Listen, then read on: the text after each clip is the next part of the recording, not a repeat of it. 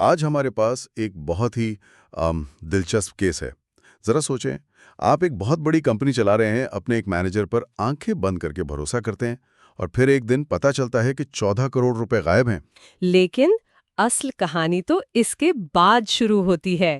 ہاں، جب وہ مینیجر کچھ ایسا کرتا ہے جو کسی کے وہم و گمان میں بھی نہیں ہوتا۔ اور وہ ایک قدم، صرف ایک قدم، اس کے پورے کیس کا رخ بدل کر رکھ دیتا ہے۔ آج ہم جس معاملے پر بات کر رہے ہیں وہ صرف پیسوں کے غبن کی کہانی نہیں ہے، یہ انسانی نفسیات کی کہانی ہے، دباؤ میں لیے گئے فیصلوں کی، اور قانون کے ایک ایسے جال کی جس میں کوئی شخص خود ہی جا کر پھنس جاتا ہے۔ بالکل، ہم فاطمہ فرٹیلائزر کمپنی کے ایک مبینہ فراڈ کیس کا جائزہ لے رہے ہیں۔ الزام تھا ایک ویئر ہاؤس انچارج پر 14 کروڑ 10 لاکھ روپے کی خرد برد کا۔ اور ہماری معلومات کا ذریعہ پشاور ہائی کورٹ کا ایک شائع شدہ فیصلہ ہے۔ یہ فیصلہ ملزم کی ضمانت کی درخواست پر سنایا گیا تھا۔ تو ہمارا مقصد صرف یہ جاننا نہیں کہ کیا ہوا، بلکہ یہ سمجھنا ہے کہ عدالت نے ضمانت کیوں نہیں دی، اور اس پورے معاملے میں ہمارے لیے کیا سبق پوشیدہ ہے۔ چلیں پھر اس کیس کی پرتیں کھولتے ہیں۔ تو کہانی کا جو مرکزی کردار ہے اس کا نام ہے محمد یاسین۔ یہ فاطمہ فرٹیلائزر کمپنی میں ویئر ہاؤس انچارج تھے۔ مطلب کمپنی کی کروڑوں روپے کی کھاد ان کی تحویل میں تھی۔ جی بالکل، اور پھر کمپنی الزام لگاتی ہے کہ ان کے گودام سے 14 کروڑ سے زیادہ مالیت کی کھاد غائب ہے۔ یہ بہت بڑا الزام ہے۔ بہت بڑا۔ اور جب پولیس نے ایف آئی آر کاٹی تو اس میں جو دفعات لگائیں گئیں ان سے ہی اس الزام کی سنگینی کا اندازہ ہو جاتا ہے۔ سب سے پہلی اور اہم دفعہ تھی پاکستان پینل کوڈ کی دفعہ 408۔ اچھا، یہ 408 کیا ہے؟ عام طور پر تو ہم چوری کے لیے کوئی اور دفعہ سنتے ہیں نا، ہے نا؟ یہی تو اس کیس کا سب سے اہم نقطہ ہے۔ دیکھیں، دفعہ 408 عام چوری کے لیے نہیں ہے، یہ خاص طور پر مجرمانہ خیانت یعنی کرمنل بریچ آف ٹرسٹ کے لیے ہے۔ مجرمانہ خیانت؟ جی، اور یہ تب لگتی ہے جب کوئی ملازم یا کلرک ایسا کرے۔ اس کا مطلب یہ ہے کہ کمپنی نے آپ پر بھروسہ کر کے اپنی کوئی چیز، اپنی کوئی پراپرٹی آپ کی نگرانی میں دی، اور آپ نے بدنیتی سے اسے غائب کر دیا یا اپنے استعمال میں لے آئے۔ اور شاید قانون کی نظر میں یہی چیز اسے زیادہ سنگین بناتی ہے۔ ایک اجنبی کا آپ کے گھر چوری کرنا ایک بات ہے، لیکن جس کو آپ نے گھر کی چابیاں دی ہوں اس کا چوری کرنا وہ بالکل دوسری بات ہے۔ یہ تو اعتماد کا قتل ہے۔ آپ نے بالکل صحیح سمجھا، اسی لیے یہ ایک زیادہ سنگین جرم مانا جاتا ہے۔ اس کے ساتھ دفعہ 420 بھی تھی جو دھوکہ دہی یعنی فراڈ کے لیے ہے۔ اچھا۔ پھر دفعہ 467 کا بھی ذکر ہے جو قیمتی دستاویزات جیسے کہ اسٹاک ریکارڈز وغیرہ ان میں جلد سازی سے متعلق ہے۔ اور ایک دفعہ 109 بھی ہے، جس کا مطلب ہے کہ یہ جرم اکیلے نہیں کیا گیا بلکہ کسی نے مدد کی یا یہ ایک سازش کا حصہ تھا۔ تو یہ ساری دفعات مل کر تو ایک بہت ہی منظم منصوبے کی تصویر پیش کر رہی ہیں۔ بالکل، یہ کوئی چھوٹی موٹی غلطی نہیں تھی۔ اور ان سب کے ساتھ ایک اور دفعہ بھی تھی جس کا کردار آگے چل کر بہت اہم ہو جاتا ہے، دفعہ 489F۔ جی، جو بدنیتی سے چیک جاری کرنے کے بارے میں ہے۔ اس پر ہم تھوڑی دیر میں آئیں گے۔ ٹھیک ہے، تو یہ تو ہوئے الزامات۔ اب سوال یہ ہے کہ کمپنی نے یہ کیس بنایا کیسے؟ ان کے پاس ثبوت کیا تھا؟ یہیں سے کہانی میں ایک نیا موڑ آتا ہے۔ کمپنی کی طرف سے ایک اسسٹنٹ مینیجر ہیں عمر وقاص شمس۔ انہوں نے پولیس کو ایک تحریری درخواست دی۔ اس درخواست میں انہوں نے نہ صرف محمد یاسین کو نامزد کیا بلکہ یہ بھی لکھا کہ یہ کام ڈسٹرکٹ سیلز مینیجر محمد نعمان اور دیگر کی فعال ملی بھگت سے ہوا ہے۔ تو مطلب کمپنی کا موقف تھا کہ یہ ایک شخص کا کام نہیں، ایک پورا نیٹ ورک ملوث ہو سکتا ہے۔ جی، ان کا الزام یہی تھا۔ لیکن مجھے جو بات سب سے زیادہ حیران کر رہی ہے وہ ملزم کا اگلا قدم ہے۔ اس نے کیا کیا؟ جب کمپنی نے محمد یاسین پر دباؤ ڈالا، آڈٹ کیا، حساب مانگا، تو اس نے ایک ایسا قدم اٹھایا جس نے سب کو حیران کر دیا۔ اس نے کمپنی سے کہا کہ مجھے نقصان پورا کرنے کے لیے کچھ وقت دیں۔ وقت مانگا؟ صرف زبانی بات نہیں کی، اس نے باقاعدہ طور پر اپنی ذمہ داری تسلیم کرتے ہوئے 9.5 کروڑ روپے کے 10 الگ الگ چیک کاٹ کر کمپنی کو دے دیے۔ ایک منٹ، کیا اس نے خود 9.5 کروڑ روپے کے چیک دے دیے؟ یہ تو ایک طرح سے مان لینا ہوا کہ ہاں، نقصان ہوا ہے اور میں ذمہ دار ہوں۔ کوئی ایسا کیوں کرے گا؟ یہ $1 ملین کا سوال ہے۔ دیکھیں، عدالتوں میں اکثر ایسا ہوتا ہے، ملزم شروع میں گھبرا کر یا کسی غلط مشورے پر چل کر معاملہ سلجھانے کی کوشش کرتا ہے۔ اسے لگتا ہوگا کہ پیسے واپس کر کے بچ جاؤں گا۔ بالکل، اسے لگتا ہے کہ اگر میں پیسے واپس کرنے کا وعدہ کر لوں تو شاید کمپنی کیس واپس لے لے گی اور میں جیل جانے سے بچ جاؤں گا۔ لیکن وہ یہ نہیں سمجھتا کہ قانونی طور پر یہ ایک بہت بڑی غلطی ہے۔ لیکن اس نے صرف چیک ہی نہیں دیے، عدالتی فیصلے کے مطابق اس نے ایک اور کام بھی کیا تھا۔ جی، اور وہ اس سے بھی بڑی غلطی تھی۔ اس نے چیک دینے کے ساتھ ساتھ ایک حلف نامہ یعنی ایک ایفیڈیوٹ بھی جمع کرایا۔ حلف نامہ؟ جی، اس حلف نامے میں اس نے باقاعدہ طور پر یہ تسلیم کیا کہ کمپنی کا 14 کروڑ 10 لاکھ کا دعویٰ درست ہے اور وہ یہ رقم ادا کرنے کا پابند ہے۔ یا اللہ، یہ تو ناقابل یقین ہے۔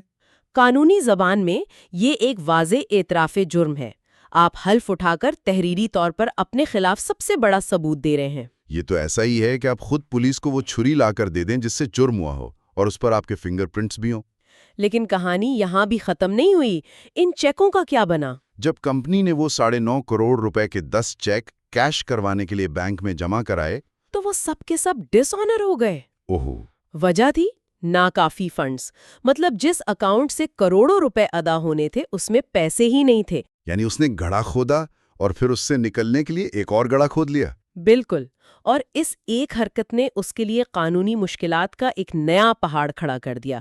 اب یہ معاملہ صرف خیانت اور فراڈ کا نہیں رہا تھا۔ اب اس میں 489F بھی آ گیا۔ جی، پاکستان کے قانون کے تحت اگر آپ کوئی مالی ذمہ داری پوری کرنے کے لیے چیک جاری کرتے ہیں اور وہ بدنیتی کی وجہ سے باؤنس ہو جاتا ہے تو یہ خود پاکستان پینل کوڈ کی دفعہ 489F کے تحت ایک الگ فوجداری جرم ہے۔ تو اس نے پروسیکیوشن کا کیس بالکل پکا کر دیا۔ بالکل پکا کر دیا۔ ٹھیک ہے، تو اب تصویر بالکل صاف ہو گئی ہے۔ محمد یاسین پر فراڈ کا الزام لگا، اس نے خود حلف نامے اور چیک کے ذریعے اسے تسلیم بھی کر لیا اور پھر وہ چیک بھی باؤنس ہو گئے۔ اس کے بعد ظاہر ہے اسے گرفتار کر لیا گیا۔ لیکن اس سب کے باوجود اس نے ضمانت کی درخواست کیوں دی؟ مطلب کوئی امید تھی اسے؟ دیکھیں، قانون میں درخواست دینا تو ہر ملزم کا حق ہے۔